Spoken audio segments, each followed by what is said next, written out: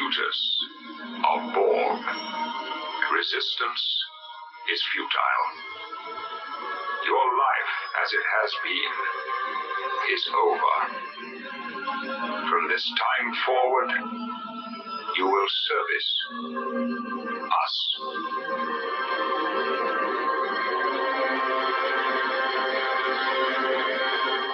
No! We will not service Washington. Mr. Worf, fire.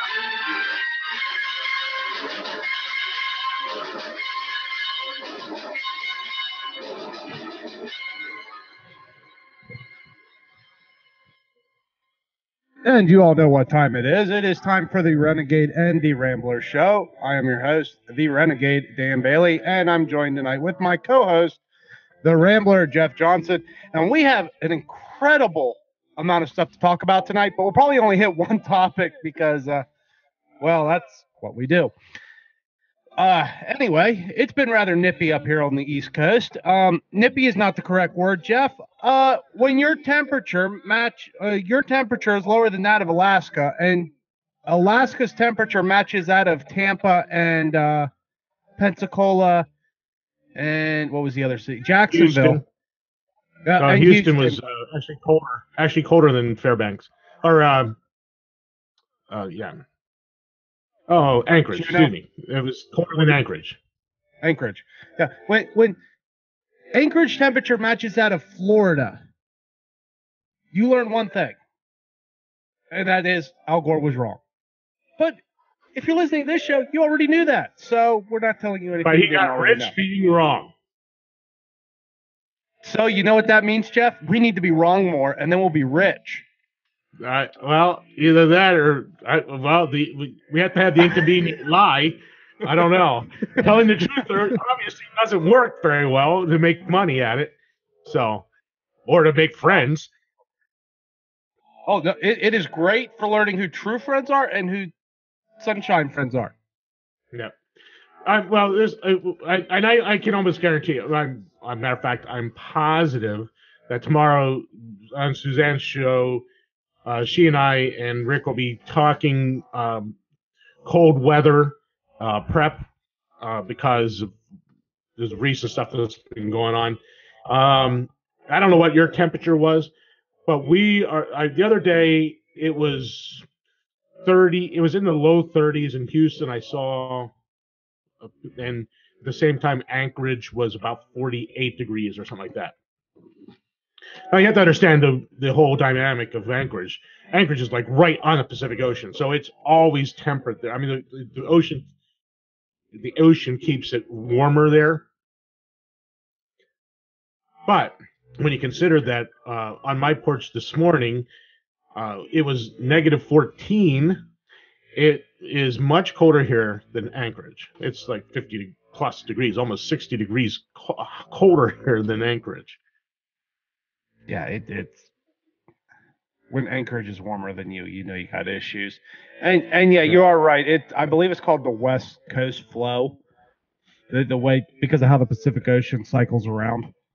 The West Coast of the United States stays warm and nice, and well, the East Coast is a little chilly. Well, see, I grew up on the next island north of Atlantic City. We're going to talk a little. We'll talk. It doesn't matter. We don't have to talk politics all the time. Anyway, I grew up on the East Coast. The next island, North Atlantic City, a little island called Long Beach Island. Not Long Island. That's New York. Long Beach Island. 3 words, not 2. For those that speak English. Anyway, I always loved October. Growing up as a kid, I surfed. And in the summertime, oftentimes the ocean could be awfully cold surfing in the summertime. Believe it or not, it could actually be very cold. I loved October. Most times I could surf in the winter in October without a wetsuit because the water temperature is so warm. Why? Because for whatever reason, and every year it was pretty much always the same thing. The Gulf Stream that's going up along the coast, the East Coast, was pushed in for some reason, and the water temperatures are actually warmer in October than they were in the summer. It was just a really incredible time of year. There was no one around. There were just me and my buddies out surfing. It was just us on the beach. I mean, we owned the beach and the waters were warm. So anyway, it was just interesting. And it's just, and I know exactly what you're talking about. We rarely got snow. Now, if you look in Long Beach, I have friends down there still. They got tons of snow. They got way more snow than we have up here. I know you don't have much snow either. They have lots and lots of snow. We got nothing.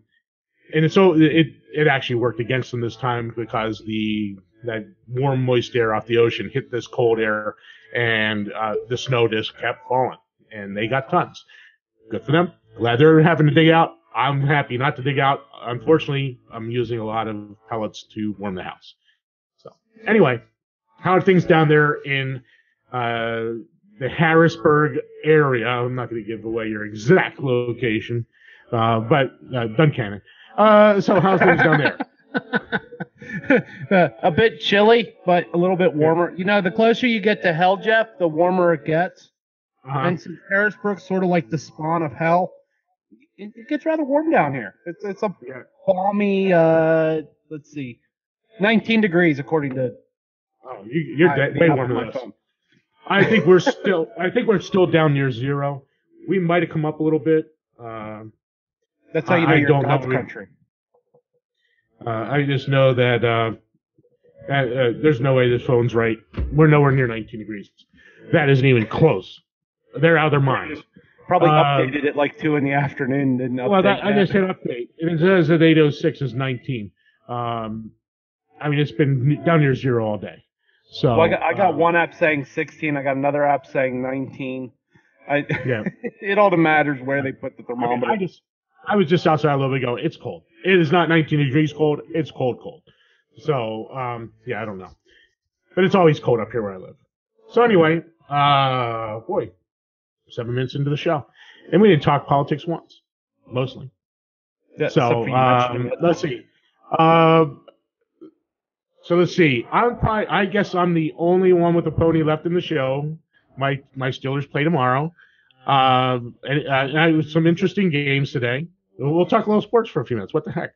It's our show. We can do whatever the heck we want. So what are your thoughts on the game today? Which one? The Saints game where the Panthers never showed up, or the Jacksonville game where Buffalo, I guess, forgot to get on the plane and go to Jacksonville? Because when you only score 3 points... Okay.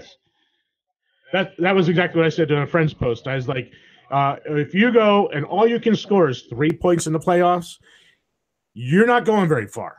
Yeah. And honestly, I don't believe that Jacksonville's going to go very far. They can only manage 10 points against the Bills. That doesn't bode well for them against their next opponent. And they'll be playing. They're playing the Steelers, and they're playing an opponent that's got a much better offense than the Bills did. Right. My team's hurting a little bit. The Steelers, they lost a really good linebacker earlier in the year, and I don't know if he'll be back ever. That injury might put him out of football. I don't know. But we have a good offense. We have an experienced offense. We have an experienced quarterback. Who knows? This might be our year. As far as the Aints, boy, I'll tell you, they have a good team. They're the sleeper out there. I think that they have a good shot to go to the big one. I think that they have a good shot at beating my team. I don't know if they get. I don't know if they get past Minnesota. Minnesota's got a much better defense than the Panthers or anybody else in the South, for that matter. The Minnesota had arguably the number 1 defense for the NFC this year. Yeah, but Drew Brees has a way of winning. So I don't know. We'll see. Anyway, we'll talk more sports about that. Let's go ahead and get back to what we really normally do on this show. We don't talk sports. We don't talk weather. We're not the we're not the morning show. Oh, one last sports thing. The Orioles are taking free signups to be a starting pitcher. So if you ever dreamed about being a starting pitcher in the MLB, I believe that Dan Duquette and Buck Showalter will at least give you a look at spring training if you ask. Did they watch Major League? Did they watch the movie Major League or something? Is that what they did? That they're gonna have open tryouts? I don't know, but currently they only have 2 starting pitchers on the roster, and everybody else was free agent, or they told them bye. Well, you know what? If they get Wesley Snipes and Charlie Sheen, they might have a great team. I don't know. Charlie Sheen's getting a little old. It might be that Bugs Bunny change up. So, Well, the Wild Thing can, he'll always be the Wild Thing.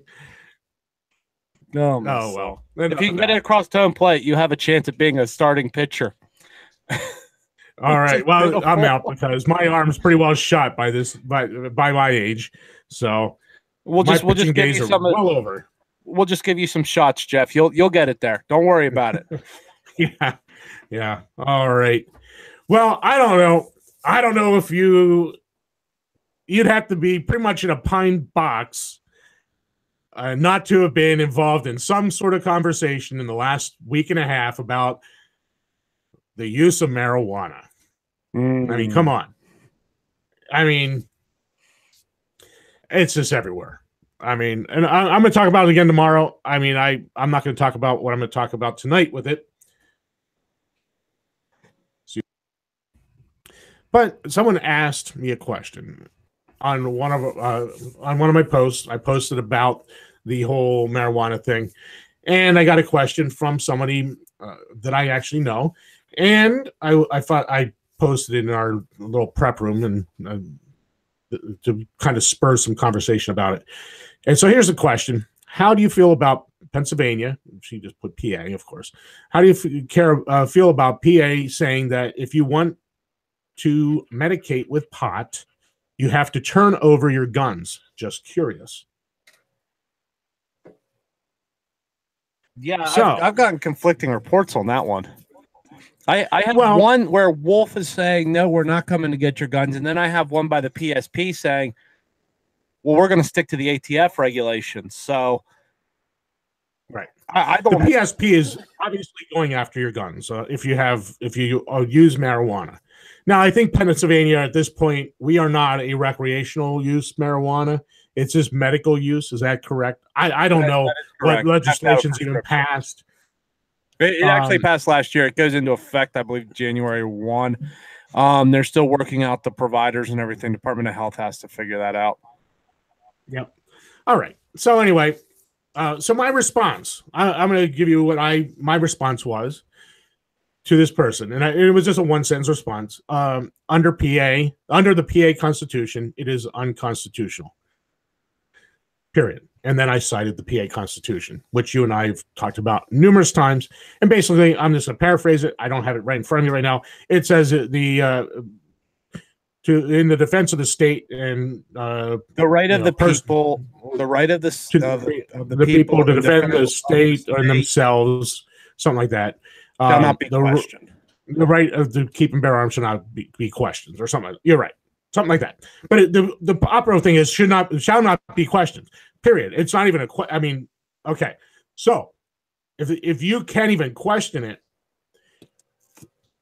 how can a prescription for cannabis oil or whatever means that they're going to provide for medical marijuana for pain relief for people who have glaucoma or eye relief for glaucoma or pain relief or whatever for Parkinson's or whatever the myriad of uses that they now are going to use this cannabis oil for, how are you going to question someone's right under the PA Constitution?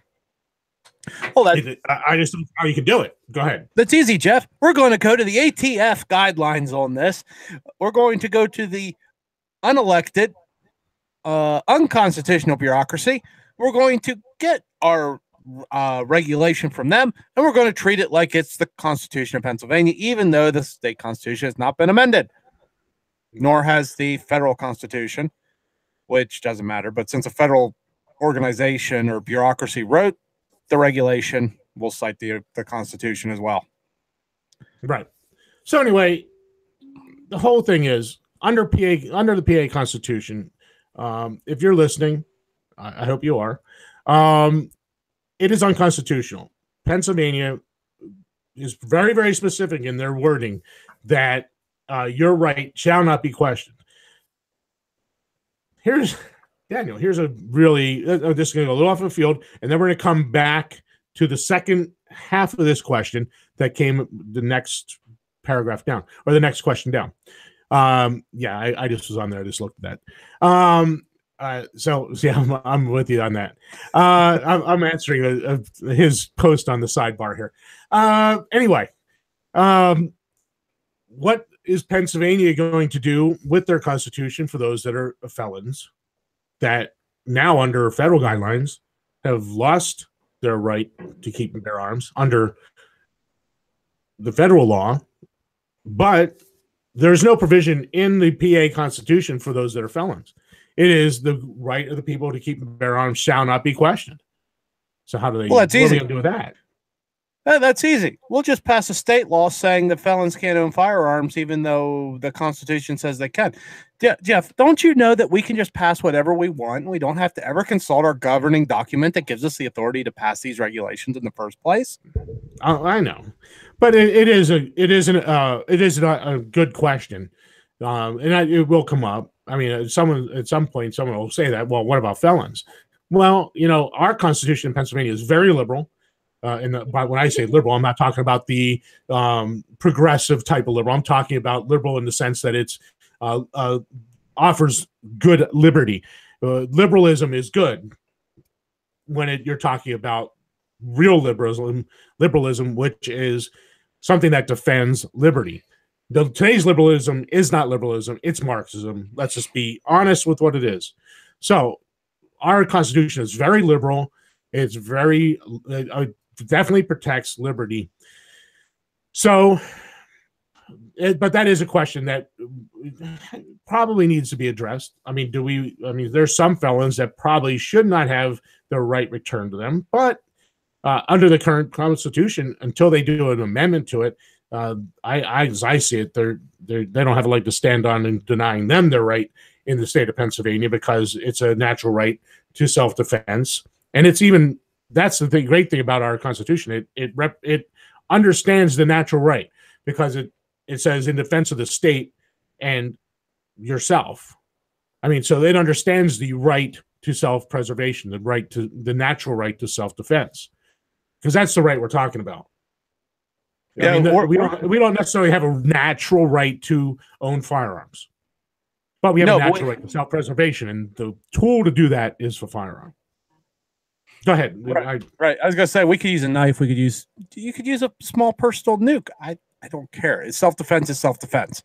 Now, you don't have the right to take out innocents with like an incendiary bomb in trying to defend yourself. That wouldn't be justified. But unless an Antifa crowd was attacking you, then it might be justified. But you're not taking out innocents then, because it's a crowd of communists attacking you. So then the second part of this question, and we have about 2 minutes. We can get started on this and we can come back to it afterwards. The second part of the question, it wasn't the second part of the question, but it came up, brought up the U.S. Constitution. And I can't quite remember. I don't have the thread in front of me. So I kind of think I surprised this person when I said that it is not. It has no merit in this case. It has no. It doesn't belong in this case, and I think that kind of surprised this person a little bit. But it didn't. It doesn't, and it really goes back to what Suzanne, you and I have talked about constantly for the last probably 8 months easily. With the U.S. Constitution, Bill of Rights isn't a granting of rights. It's not rights that government is giving us. And when people say, I have a Second Amendment right, well, no, you don't. Because the Second Amendment is not a listing of rights. Well, before you start throwing things at your radio, hold on. You have to go to the preamble to the Bill of Rights to find out why the framers put the Bill of Rights in there.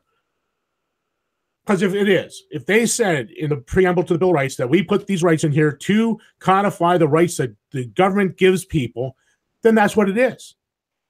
But I'm going to tell you right now, it's not what they said. And I'm going to read you the first paragraph of the preamble to the Bill of Rights in the U.S. Constitution. So, the preamble: Congress of the United States, begun and held at the city of New York on Wednesday, the 4th of March, 1700, 1789. So on March 4, 1789, this is the preamble they wrote when they brought forth the first 10 amendments to the Constitution. So why did the framers put the Bill of Rights in here? Here's why. The convention of the number of states having at the time of their adopting the Constitution. So when the states adopted the Constitution, a number of them said this. They expressed a desire in order to prevent misconstruction or abuse of its power, that further declaratory and restrictive clauses should be added, and as extending the ground of public confidence in the government will best ensure the beneficent ends of its institution. So why did they put the Bill of Rights in here? Was it to list your rights that you have guaranteed, given to you by the U.S. government? No. Because the framers understood you have a natural right. There was a right you had prior to the Constitution. Was there a natural right to keep and bear arms? Daniel?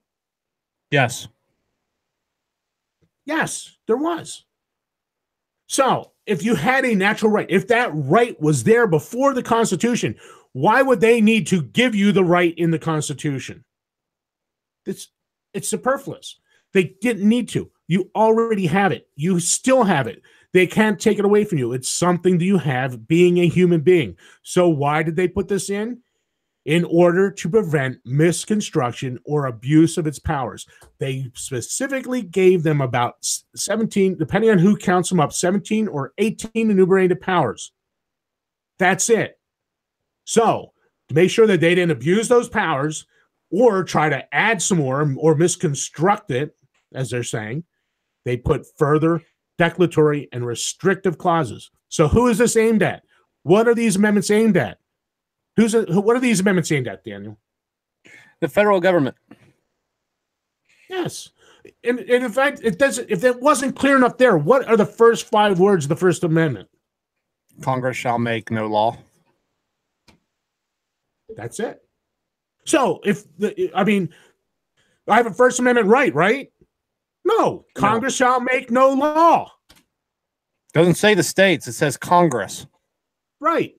This was a further restriction on the federal government. They wanted to make sure Patrick Henry, George Mason, and a bunch of the others were really, really nervous because they gave Washington, D.C. powers. And they said they're going to misconstruct it and they're going to abuse it. We need to make sure that there's further clauses to restrict them, make sure they know they can't do it. So they recognize we have a natural right to self-defense. We have a natural right to keep these arms to defend ourselves, our communities, and our neighbors and our family. So what does that mean? That means that there is not zero, nil, nada, none. There's not one federal firearm law that is constitutional. Not one. Zero. That is why the proper application of the Bill of Rights is so important. Which is better? Well, you have to go to some court and fight for a right that you own in your body because you're a human being, or that they have no right to begin with. Then there's no law they can pass that ever applies to you. Which is better, Daniel? Go ahead. Take it a minute. I need to get a drink of water here. Obviously, having a natural right that doesn't have to go to a court would be the better option. An interesting fact about the Bill of Rights is there was actually 12 of them, I believe, to prove federalism, and that the Congress didn't do away with the states. There was originally, I believe, 12 Bill of Rights amendments that were put into the Constitution. They weren't put in the Constitution. They were proposed by the Congress. They were passed by the Congress, and then they had to go to the states for ratification. Only 10 of them were ratified as written. So that is where your Bill of Rights comes from. It's from 10 of the original 12 amendments that were first sent out by the Congress to amend the Constitution. So don't think that the Congress can override states' rights, because the states made the federal government, not the federal government the states. We're not talking about counties. We're talking about states. Go ahead and take us out the break, Daniel, because when we come back, we're going to talk about that a little bit more. All right. This is the Cerberus Radio Network, and this is the Renegade and the Rambler Show, and we will be right back after this.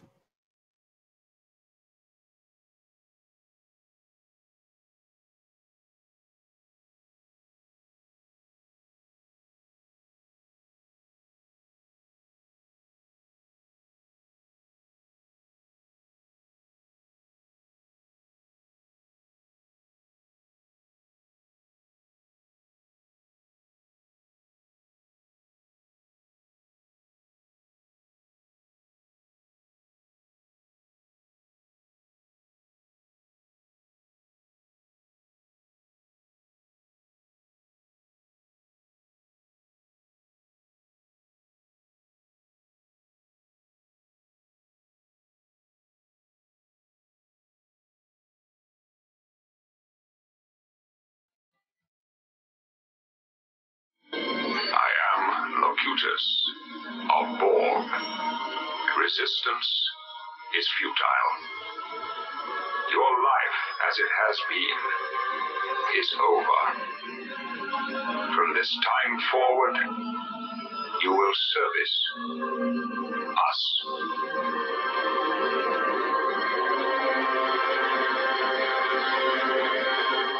No, we will not service Washington. Mr. Worf, fire.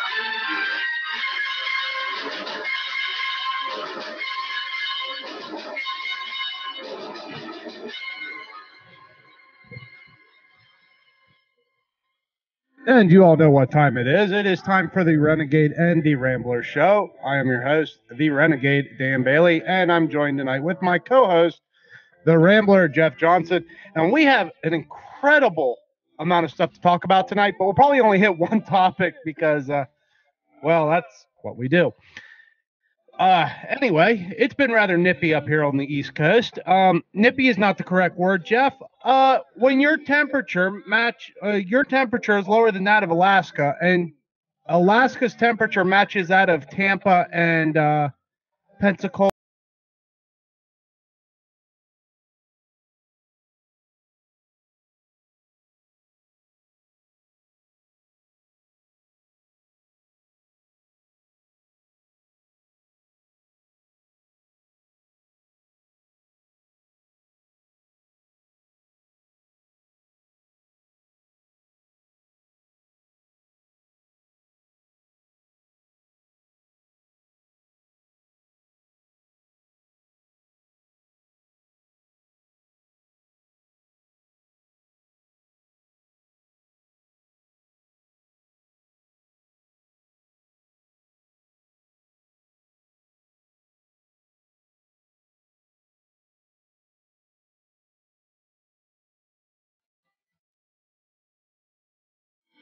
I am locutors are born. Resistance is futile. Your life, as it has been, is over. From this time forward, you will service us.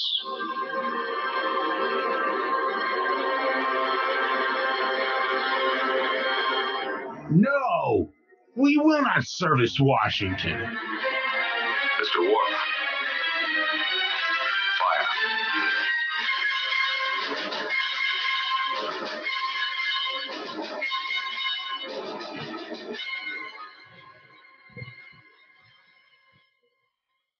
And you all know what time it is. It is time for the Renegade and the Rambler show. I am your host, the Renegade, Dan Bailey, and I'm joined tonight with my co-host, the Rambler, Jeff Johnson. And we have an incredible amount of stuff to talk about tonight, but we'll probably only hit one topic because, well, that's what we do. Anyway, it's been rather nippy up here on the East Coast. Nippy is not the correct word, Jeff. When your temperature is lower than that of Alaska, and Alaska's temperature matches that of Tampa and Pensacola, and what was the other city? Jack. It stays warm and nice, and well, the East Coast is a little chilly. Well, see, I grew up on the next island north of Atlantic City. Animal. So's dictatorships, but alas, I'm getting off subject here. So, where were we at, Jeff? We're still on pot. We're still talking pot here. Because we never got to pot. We got way off on a tangent on the Second Amendment related to when we were talking pot. Let me take some Adderall here. I'll be fine in a minute. Okay. No, this is not Adderall. Okay. It's sinus medication, but for our viewers. So, where this all started from was this discussion about pot, and the second half of this whole conversation, after we talked about the gun rights relationship to those that take medical marijuana. In Pennsylvania, the question came up from somebody whether you gave up your right to own firearms because you take a medication. So now that we're past that, now the second half of the whole conversation is who is actually in charge of this, because now I was just in another discussion with somebody else, and their reading of this is that the general government, the federal government, the national government, the tyrants in Washington, D.C., they're in charge because they wrote a law. Because it is written law, they are in charge. And we have to change the law to get them out. So I politely said to this person, well, do you think Madison and Jefferson would agree with your written law defense in light of the Virginia and Kentucky resolutions? And the person went on to continue to defend this written law thing, and what they wrote. So the whole point is not what this person wrote. The whole point is, what was Jefferson and Madison's response to a written law? Why did they write the Virginia and Kentucky resolutions, Daniel? Oh, because the federal government was overstepping on the immigration issue. The And Alien it was Sedition Act. Right. It was overstepping on the free speech deal because it was labeling sedition, which you had no power to do. When they were writing the Virginia Kentucky resolutions, they met in secret. It was John Taylor of Caroline. It was Jefferson, Madison. There was one other, and I can't remember who it was. They met in secret because they said if it was known that they were doing this, they would be subject to the Sedition Act. They could be arrested and put in prison for talking against the government. Correct. That was the danger of the Sedition Act. Right, because the Sedition Act said anybody that spoke ill of the Adams administration, because Adams had a ton of detractors. It wasn't a very well-liked administration. That they could throw you in jail for sedition. Something that later Mr. Wilson would do with great impunity during the World War I. But yeah, that's what they were trying to do. But the Kentucky and Virginia resolutions basically told them, no, it's a municipal power. You don't have any authority over it. So it was a written law. It was passed by Congress. It was signed by the president. It was a written law. So correct. Under this guy's interpretation, then it's the law of the land because of the supremacy clause. It's just as federal drug laws governing marijuana is written law. It's the law of the land. It's finalized. It was written. It was drafted, passed by Congress and Senate, sent to the president, and signed into law. So it's a written law. So it's a done deal. There's no recourse because it's unless you go and read what Jefferson penned for Kentucky. And I'm going to read just a little bit of it, and let's see what Jefferson thought of his written law defense of law. All right. So in the House of Representatives, November 10th, 1798, and this would be the Kentucky legislature. 1. Resolved that the several states composing the United States of America are not united on the principle of unlimited submission to the general government. How about that? The states weren't united together under unlimited submission to the general government. See, today we call it a federal government. A lot of people call it a national government, which it never was. They called it a general government. And this is Thomas Jefferson writing. Declaration of Independence, dude. All right. But that by compact, there's an important word there. Unknown by most people today, compact. What's a compact, Daniel? Compact is an agreement or a contract. That's the word we would use today. Yeah, today we would say it's a contract. So the states entered into a contract with one another. Did that mean they weren't states anymore? Did that mean they weren't nations? Because that's what a state is. It's a nation state. But did they give up being states? Did they give up being nations when they entered into this agreement? They couldn't because they had to agree to it as a state, or else they're a territory. Right. So, Yeah, no, there were still states, there were still nations, there were still countries, there were still 13 countries that agreed to this compact. And so this word compact is an important word. It doesn't, they didn't give up being who they were. It was an agreement between the states. All right, so but that by compact under the style and title of a constitution for the United States and of amendments thereto, they constituted a general government for special purposes. So what did the compact do? What did it do, Daniel? What did he say? It united them for certain objectives. It created a government. Does that mean that the Constitution is the law of the land? Or is it a blueprint? Did it create a government? These are important concepts, folks. It created a government. That's it. Today, everyone's sitting there going, well, it's the law of the land. No, it's not. It's a blueprint. Jefferson's saying so right here. So they constituted a general government for special purposes. What were those special purposes? There was only about 17 or 18 of them. They gave them like a very little piece of power, about 17, 18 things. These special purposes, they created a general government to be an agent for the states. Delegated to that government certain definite powers, reserving each state to itself the residual mass of right to their own self-government. So, Daniel, what article gave the general government the right to regulate marijuana or opioids or Adderall or any other drug or antibiotic for that matter? The 14th Amendment, Jeff, the Miracle Amendment. I know. But there are no clauses that gave the general government any authority over any of these medications. Well, that's okay. We got them purporting to control the water in our sinks, the water going down our toilets. You name it, the federal government's got their hands in it, all because states won't say no. Okay. All right.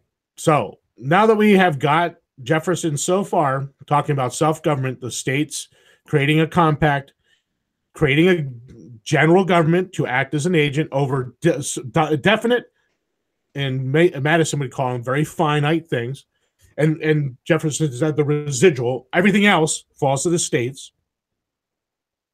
So now here's where this whole thing is going with this. So we have the delegated to the general government certain definite powers, reserving to each state to itself the residuary mass of right to their own self-government, and that whensoever the general government assumes undelegated powers, its acts are unauthoritative, void, and of no force. So that written law defense, how's that going to work out, Daniel, with this? It's void and of no force. Well, we're going to have to get a Supreme Court ruling on it. Obviously, you got to get the Supreme Court involved, even though the Supreme Court actually doesn't have any jurisdiction over that matter. But right. Jeff, you're asking too much. You're asking people to actually think, and it's Sunday night and the playoffs are on. Nobody's thinking. We just feel.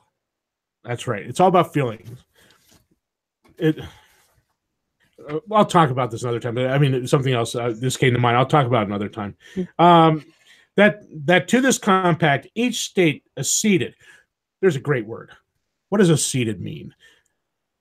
Agreed upon. Agreed to. Okay, so they bound themselves to it, just like they acceded. What's the opposite of that? What's the opposite word from accede, Daniel? Secede. Right. So, yeah. So they acceded to this compact. They agreed to it. They entered into. Then, if they don't like it, they can secede. They can exit the compact, So, well, I mean, Bledsoe had it right. Well, we're not going to get into Bledsoe tonight. So they acceded to the compact. They acceded as a state and is an integral party. Its co-states formed as to itself the other party, that the government created by this compact was not made the exclusive or final judge to the extent of the powers delegated to itself, since that would have made its discretion and not the Constitution the measure of its powers. Written law is not the final say in this. Does the Supreme Court have the final say on it? No. No. Actually, the states have the final say on it. I think that Jefferson's going to get to that point eventually on this. So that the state, the general government is not is not the final judge of the extent of its powers. Okay, let's just keep going. The measures of powers, but that is, as in all other cases of the compact among parties having no common judge, each party has an equal right to judge for itself, as well as of infractions, as of the mode and the measure of redress. So, okay, let me read that again slowly so we can pick it apart. But that, as in all other cases of compact among parties, who are the parties in this compact, Daniel? The states and the federal government. The states. It's the states are the states are the party of this compact. They're the ones that are agreeing to this. And what is the compact doing? It's creating the federal government. So the federal government is really not a part of this compact, other than it is a thing that's created by the states. The federal government has nothing to do with this whole compact, other than being created by it. Right, because it's created. The parties are the states. Right. Go ahead. Yeah, that's what I was going to say. It's got no more. The federal government has no more weight on the states than the UN has on an individual country. So, as in all other cases of compact among parties having no common judge, each party has an equal right to judge for itself. So, in the matter of marijuana use, whether it's recreational or medical, what party can judge for itself, Daniel? The state, the individual state. So now I hope that everyone that's listening, they're getting the whole point of this whole conversation. Why is this so important? Why? Okay, like I said at the beginning of the show, I have no pony in this race. I don't drink alcohol. I don't smoke pot. I don't do opioids. I don't do drugs. I have no pony in this race. But I do have this in it. I defend liberty. If you want to make bad choices in life, that's your right to do. You can make bad choices in your life. You want to smoke pot? Smoke pot. That's fine. You want to drink alcohol, get liver cirrhosis, get a DWI, kill somebody? That's your decision. But don't expect me to pay for your bad decisions. The final arbiter here is the state. So when Colorado passes recreational marijuana, is that a federal issue? No, that is none of the federal issue, federal government's state issue, because it was never delegated to them. They were never given authority over it. It is a state issue. If Pennsylvania doesn't want to pass recreational marijuana, Daniel, does Pennsylvania have the right not to pass medical marijuana or recreational marijuana? As I understand the state constitution, correct. It's their decision. It's a state issue. So if Pennsylvania doesn't want recreational marijuana, good for them. Colorado wants it, they can have it. Now, Colorado, is it reaping the benefit of having recreational marijuana?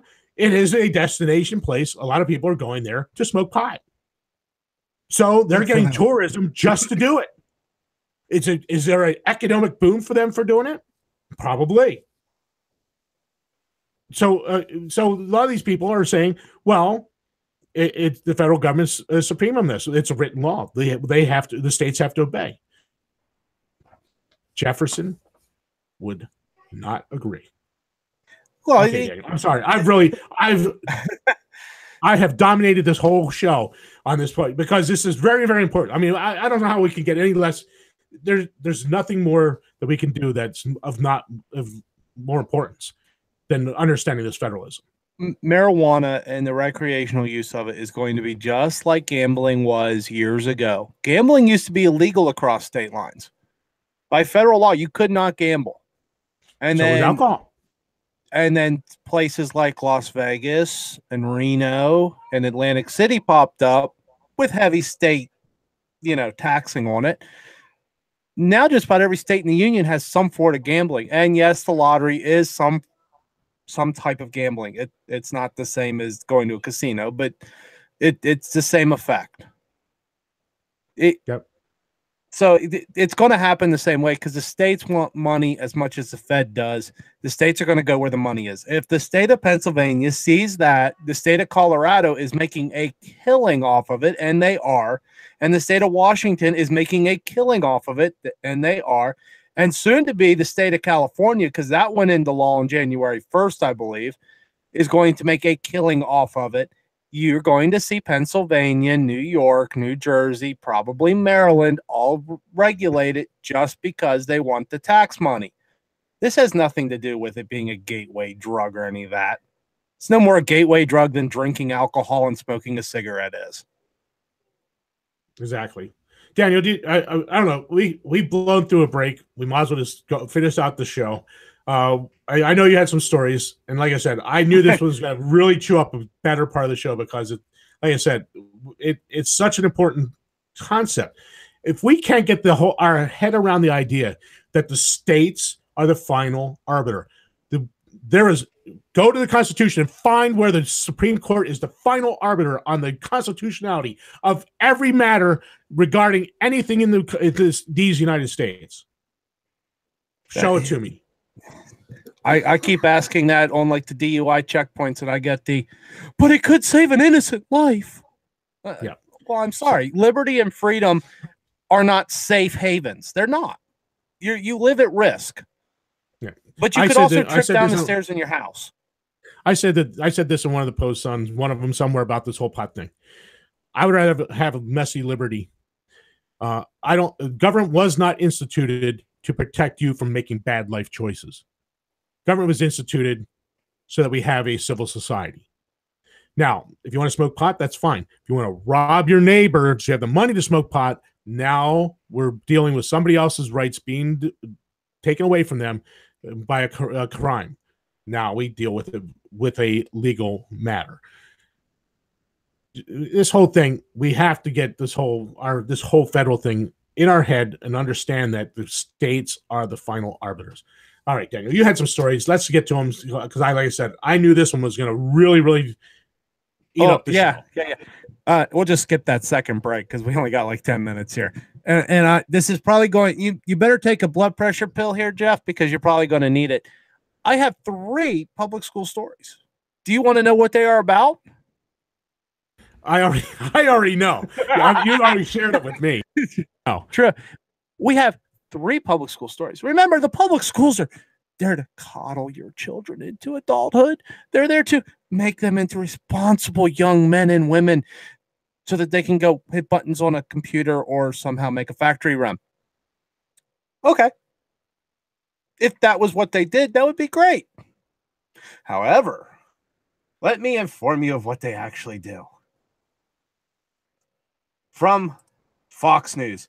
Female coach of boys team. Why do we have a female coach on a boys basketball team? But anyway, female coach of boys team faces felony sex charges, report says.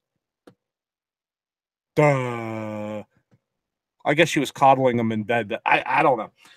I don't know. I don't think I want to know. Let's see. The teacher was 26. I won't give her name because she hasn't been convicted of anything yet. She was a high school basketball coach in Idaho, was arrested Friday evening after police found evidence of a sexual relationship with a male student. Let's see. This was Boyner's junior varsity team. So it's probably safe to say the child was a minor if it's a junior varsity team, because the kid's probably about 13, 14, maybe 15 years old. Because normally once you get this 12 or 13, by 14, you're not usually a freshman in high school. Yeah, you're normally in varsity. You're not usually in junior high anymore. I don't, maybe the kid she was seeing was, like held back 15 years. I don't know. But anyway, she's going to jail. Then we have this one. Teacher brought back to U.S. to face sex abuse charges. Think charter schools are safe? Not so much. A former charter school teacher based in Washington, D.C., was arrested Friday after being accused of sexual abuse of a child from 2011 to 2013. She did it for 2 years, and these clowns didn't find her. And it was a cyber school, which means the parents were shuttling their kids, thinking it was so safe.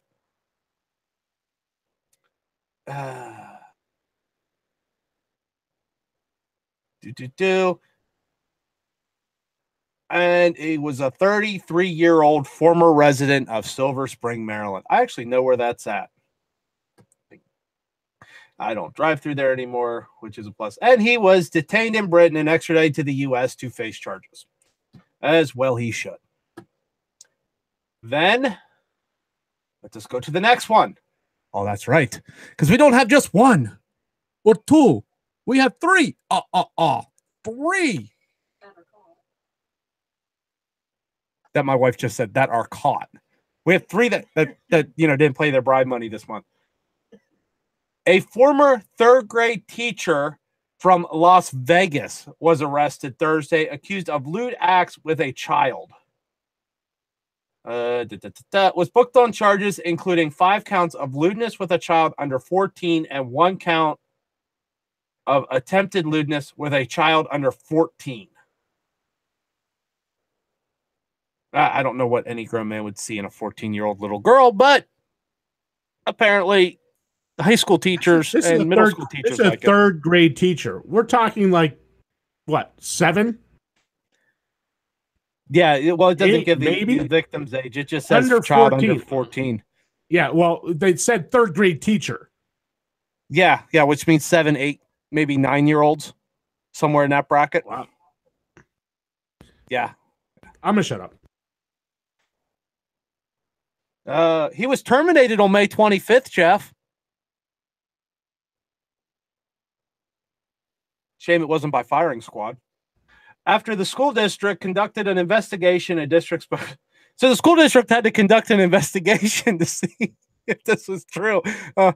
I think getting arrested by the police might be all the investigation the school district needed to do, but I digress. And he's being held without bail, as he should be. Then let's see. We already covered the marijuana thing. Ooh, we got this one that we didn't cover yet. Let's see if I can get the page to reload. Retiring Representative Luis Gutierrez, who announced last week he will not seek re-election after spending 24 years in the U.S. House of Representatives, will no longer be able to pay his wife hundreds of thousands of dollars from campaign funds once he officially departs from Congress. So I had that story right here in front of me. Yeah, I printed that one out today. I pulled it up. You said we were going to cover it, so and time's winding down. Has collected more than $430,000 from Gutierrez for Congress.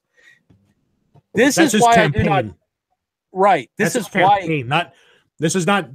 I mean. Right. It's not from the congressional tax coffers. Well, not per se. It's from his campaign. This is why I do not donate to politicians. So people were giving money to his campaign. He was turning around, giving it to his wife to the tune of $430,000. Now, the only reason I got this, I don't care if he's a Democrat. I don't care. That was unimportant. The whole point of this whole point of me getting this one is because Daniel, you have to go further down in this here. Let me get down to the Reason why I said this. Members of Congress have been allowed to place family on campaign rolls since a 2001 Federal Election Commission opinion requested by former Democrat Representative Jesse Jackson Jr.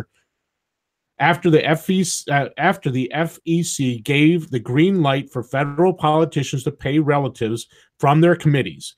Jackson Jr. went on to pay his wife's firms hundreds of thousands of dollars from his committee.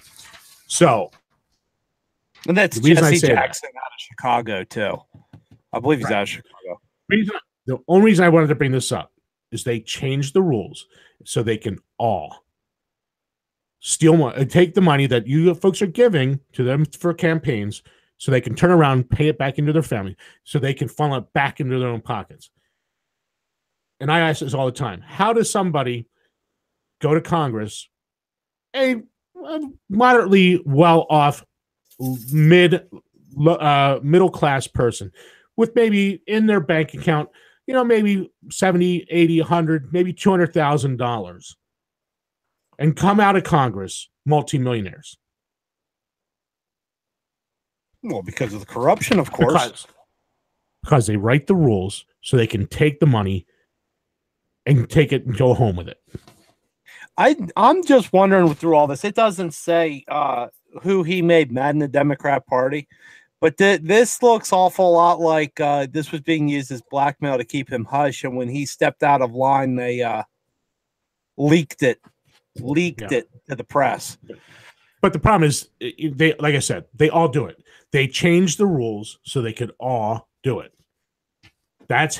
This is why this government is illegal and immoral, because they will go to any length to make themselves rich.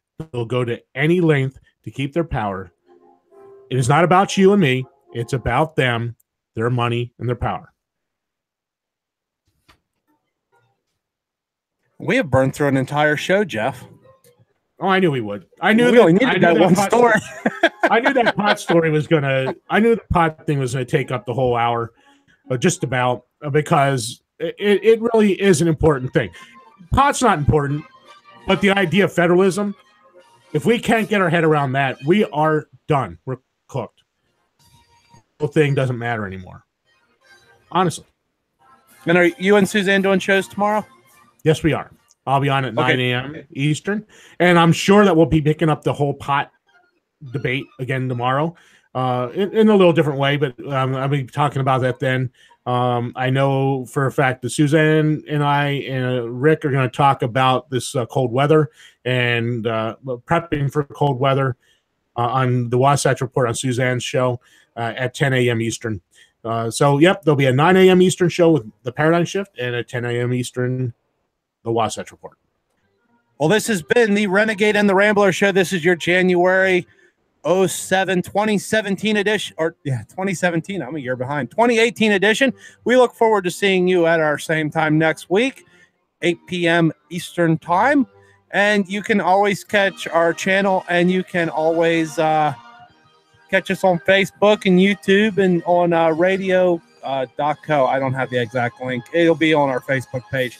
And the app is still up and running. So until next week, remember we got live shows tomorrow, so please listen in then. Until then, stay safe and talk to you later. Good night.